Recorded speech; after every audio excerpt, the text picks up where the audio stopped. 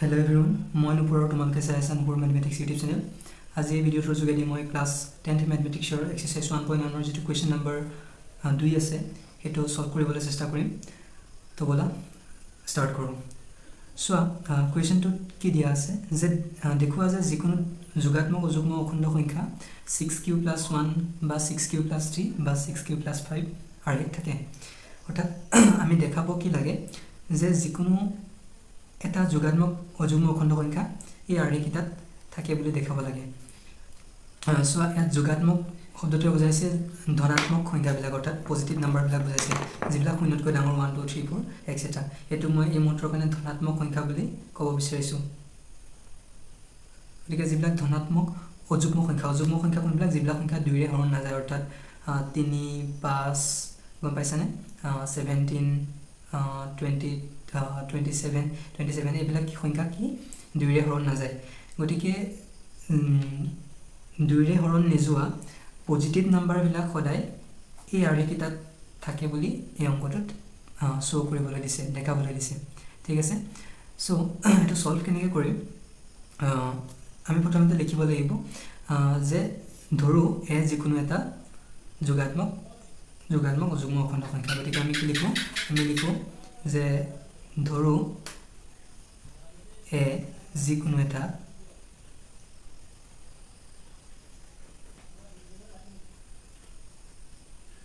যোগাত্মক অযুগ্ম অখণ্ড সংখ্যা। ঠিক আছে, ধৰি ল'লোঁ এ যিকোনো এটা যোগাত্মক অযুগ্ম অখণ্ড সংখ্যা। ঠিক আছে, আকৌ আমি কি জানো ইউক্লিডৰ বিভাজন প্ৰমেয়িকা মতে কি জানো a = bq + r নহয় জানো a = bq + r। গতিকে আমি লিখিব পাৰোঁ এটাকে a = কিমান হ'ব কিমান হ'ব bq + r হ'ব। ঠিক আছে, এই লাইনটো মই এনেকৈ লিখিম, কেনেকৈ লিখিম এটাকে কি হ'ব ইউক্লিডৰ বিভাজন প্ৰমেয়িকা মতে কি হ'ব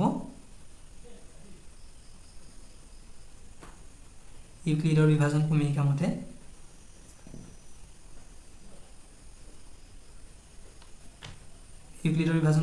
কি হ'ব a = bq + r হ'ব। আমি ধৰি ল'লোঁ এ যিকোনো এটা যোগাত্মক অযুগ্ম অখণ্ড সংখ্যা এটাকে ইউক্লিডৰ বিভাজন প্ৰমেয়িকা মতে কি হ'ব a = bq + r হ'ব। য'ত কি হ'ব rটো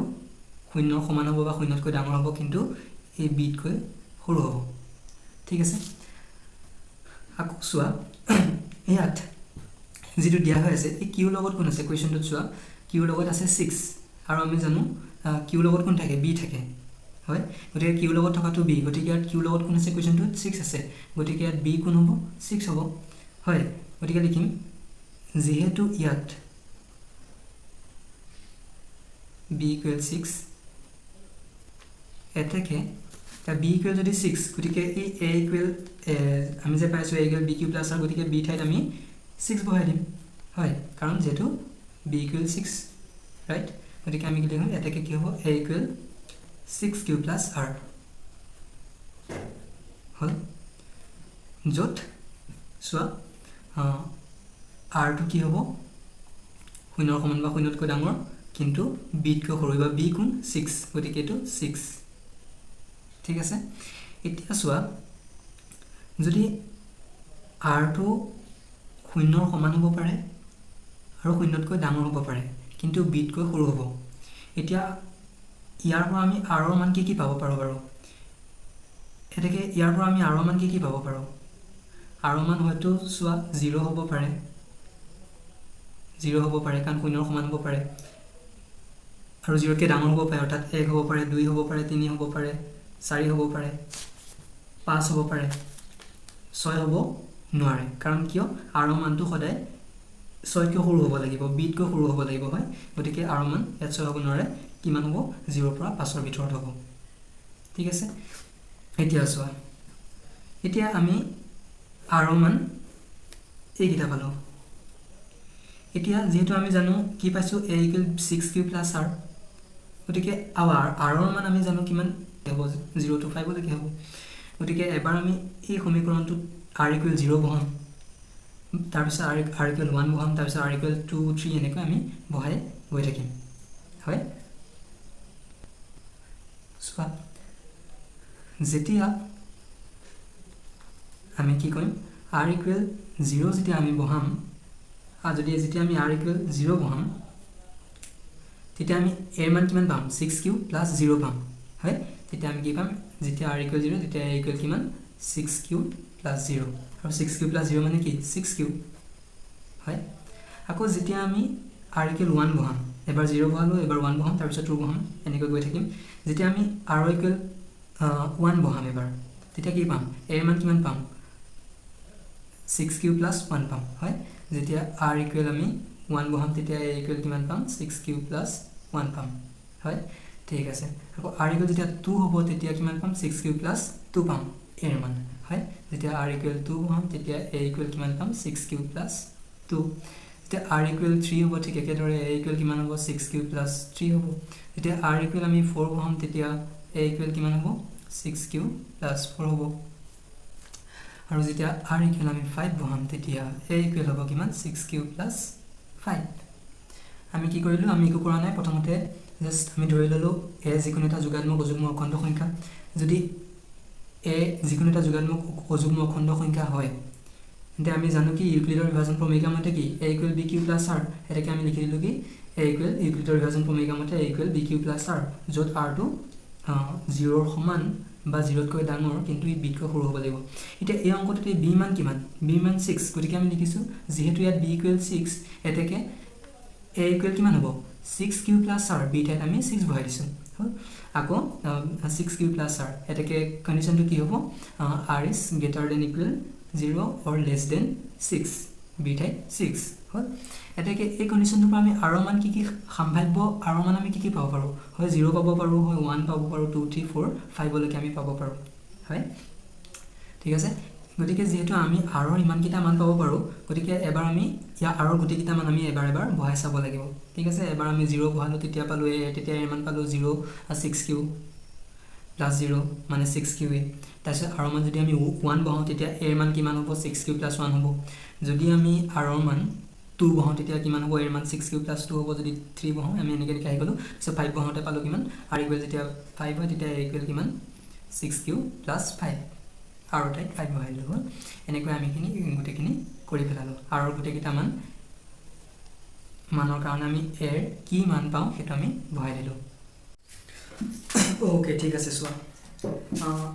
যদি তোমালোকে ইমানখিনি কথা এতিয়া বুজি পালা তেনেহলে তোমালোকক মই এটা সৰু কথা সুধিব বিচাৰিছো এটা সৰু প্ৰশ্ন আছে যে প্ৰশ্নটো হ'ল কি যেতিয়া আমি r = 0 বহাইছো তেতিয়া a ৰ মান পাইছো আমি 6q ঠিক আছে এতিয়া মোৰ কোৱেশ্চনটো হ'ল এই 6q টো যুগ্ম সংখ্যা নে অযুগ্ম সংখ্যা যুগ্ম বুজি পাইছা না যিবিলাক সংখ্যা 2 ৰে হৰণ যায় সেইবিলাক হৈছে যুগ্ম সংখ্যা আৰু যিবিলাক সংখ্যা 2 ৰে হৰণ নাযায় সেইবিলাক হৈছে অযুগ্ম সংখ্যা 2 4 6 8 10 এইবিলাক কি 2 ৰে হৰণ যায় গতিকে যুগ্ম আৰু 3 5 7 9 13 17 15 এইবিলাক কি 2 ৰে হৰণ নাযায় গতিকে অযুগ্ম সংখ্যা এতিয়া কথাটো হ'ল এই যেটো আমি 6q পালো এই 6q সংখ্যাটো যুগ্ম হ'ব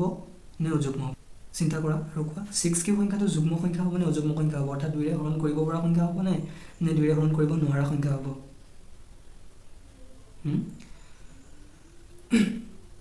সোৱা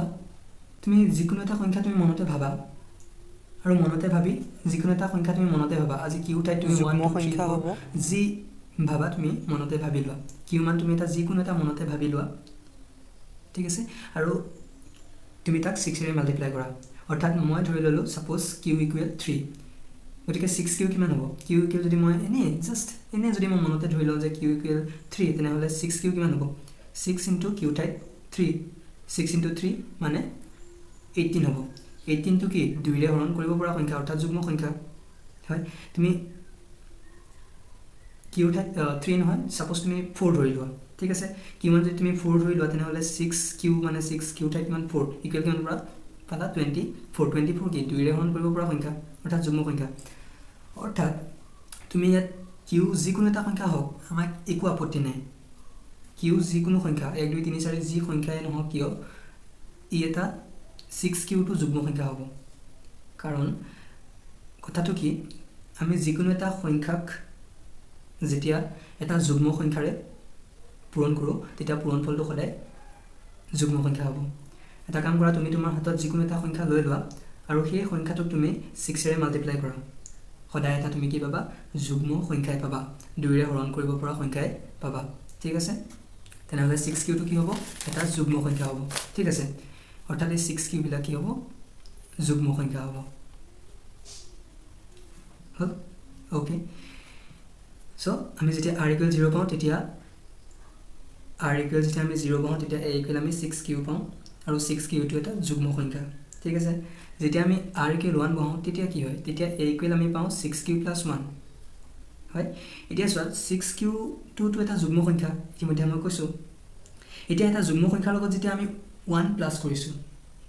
এটা যুগ্ম সংখ্যাৰ লগত যেতিয়া আমি 1 প্লাস কৰিছো তেতিয়া এই সংখ্যাটো যুগ্ম হ'ব নে অযুগ্ম হ'ব মোক হেতু কোৱা এই সংখ্যাটো যুগ্ম হ'ব নে অযুগ্ম হ'ব 6q টো এটা যুগ্ম সংখ্যা 6q লগত এতিয়া আমি 1 প্লাস কৰিছো ঠিক আছে 6q টো এটা যুগ্ম সংখ্যা আৰু 6q লগত আমি 1 প্লাস কৰিছো এতিয়া 6q + 1 এ গোটেই সংখ্যাটো এটা যুগ্ম সংখ্যা অৰ্থাৎ a ইকুৱেলি গোটেই সংখ্যাটো এটা যুগ্ম সংখ্যা হ'ব নে অযুগ্ম সংখ্যা হ'ব অযুগ্ম সংখ্যা হ'ব অযুগ্ম সংখ্যা কিয় হ'ব কাৰণ যিকোনো এটা যুগ্ম সংখ্যাৰ লগত যেতিয়া তুমি 1 যোগ কৰিবা তেতিয়া তুমি এটা সদায় অযুগ্ম সংখ্যা পাবা আজি উদাহৰণস্বৰূপে তুমি 8 যুগ্ম সংখ্যাটো লোৱা 8 ৰ লগত তুমি 1 যোগ কৰা কি পালা 9 পালা 9 তো কি অযুগ্ম সংখ্যা তুমি যিকোনো এটা যুগ্ম সংখ্যা তুমি 20 লোৱা 20 লোৱা 20 ৰ লগত তুমি 1 প্লাস কৰা কি পালা 21 পালা গতিকে কি হ'ব যিকোনো এটা যুগ্ম সংখ্যাৰ লগত যেতিয়া তুমি 1 যোগ কৰা তেতিয়া তুমি এটা কি অযুগ্ম সংখ্যা পাবা অৰ্থাৎ এটা 6q এটা যুগ্ম সংখ্যা আৰু তাৰ লগত যেতিয়া আমি 1 যোগ কৰো তেতিয়া কি আমি এটা কি পাম অযুগ্ম সংখ্যা পাম ঠিক আছে এটা তেনেহলে মোক সোনকালে কোৱা 6q + 2 টো যুগ্ম নে অযুগ্ম যেতিয়া আমি r মান 2 লওঁ তেতিয়া আমি কি পাম a = 6q + 2 পাম হয় এতিয়া মোক লাগে 6q + 2 টো যুগ্ম নে অযুগ্ম সোনকালে কোৱা যুগ্ম নে অযুগ্ম যুগ্ম সংখ্যা হ'ব যুগ্ম সংখ্যা কি হ'ব কাৰণ তুমি যিকোনো এটা যুগ্ম সংখ্যা লোৱা ফৰ এক্সাম্পল আকৌ 8 লোৱা 8 ৰ লগত তুমি 2 যোগ কৰা কিমান হ'ব 10 হ'ব 10 টো কি যুগ্ম ঠিক আগৰ এক্সাম্পলে তুমি যুগ্ম সংখ্যা এটা 20 লোৱা 20 লগত তুমি কি 2 প্লাস কৰা কিমান পালা 22 পালা 22 কি যুগ্ম সংখ্যা 2 ৰে হৰণ যোৱা সংখ্যা গতিকে যিকোনো এটা যুগ্ম সংখ্যাৰ লগত যেতিয়া তুমি আন এটা যুগ্ম সংখ্যা যোগ কৰিবা Are you getting my point? যিকোনো এটা যুগ্ম সংখ্যাৰ লগত যেতিয়া তুমি এটা যুগ্ম সংখ্যা যোগ কৰিবা তেতিয়া যোগফলটো কি হয় এটা যুগ্ম সংখ্যা পাবা অৰ্থাৎ 6q এটা যুগ্ম আৰু তাৰ লগত যেটো আমি 2 প্লাস কৰিছো গতিকে আমি 6q + 2 এই গোটেই সংখ্যাটো অৰ্থাৎ এই গোটেই সংখ্যাটো আমি কিমান পাম এটা যুগ্ম সংখ্যা পাম ৰাইট ঠিক তেনেকৈ এটো আমি এটা অযুগ্ম সংখ্যা পাম অযুগ্ম সংখ্যা পাম কাৰণ কিয় 6q এটা যুগ্ম সংখ্যাৰ লগত যেতিয়া আমি 3 যোগ কৰিম এটা যুগ্ম সংখ্যাৰ লগত যেতিয়া আমি 3 যোগ কৰিম 3 টো কি 3 টো এটা অযুগ্ম সংখ্যা অৰ্থাৎ আমি যিকোনো এটা যুগ্ম সংখ্যাৰ লগত যেতিয়া আমি এটা অযুগ্ম সংখ্যা যোগ কৰিম তেতিয়া সেই যোগফলটো সদায় কি হয় এটা অযুগ্ম সংখ্যা হয় এতিয়া আমি 6q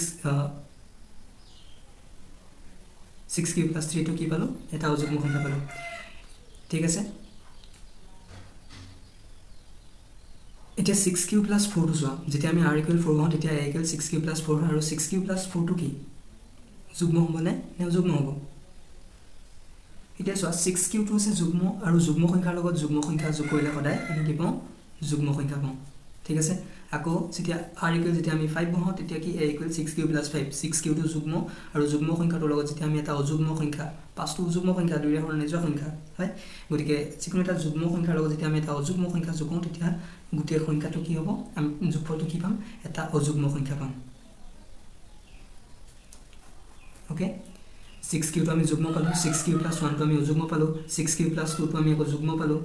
6q + 3 টো আমি অযুগ্ম পালো 6q + 4 টো আমি যুগ্ম পালো 6q + 5 টো আমি অযুগ্ম পালো ঠিক আছে এতিয়া আমাৰ যেটো এনসাৰ আমাক লাগে অলৰেডি আমি কি এনসাৰটো পাই গলো সো আমাক কি দেখাবলৈ কৈছে যে যিকোনো যোগাত্মক অযুগ্ম অখণ্ড সংখ্যা 6q + 1 বা 6q + 3 বা 6q + 5 আৰ্হিত থাকে য'ত q এটা কোনোবা অখণ্ড সংখ্যা ইয়াত q এটা কোনোবা অখণ্ড সংখ্যা হয় এতিয়া চোৱা এটো অযুগ্ম সংখ্যা ৰাইট অযুগ্ম সংখ্যাটো চোৱা 6q + 1 আৰ্হিত আছে যেটো এটো হয় এটো যুগ্ম এটো বাদ দিয়া আকৌ এইটো অযুগ্ম এই অযুগ্ম সংখ্যাটো কি আৰ্হিত আছে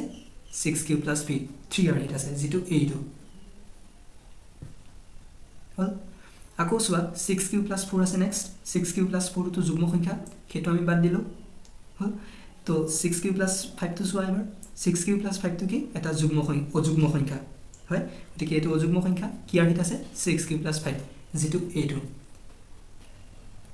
এই বস্তুটো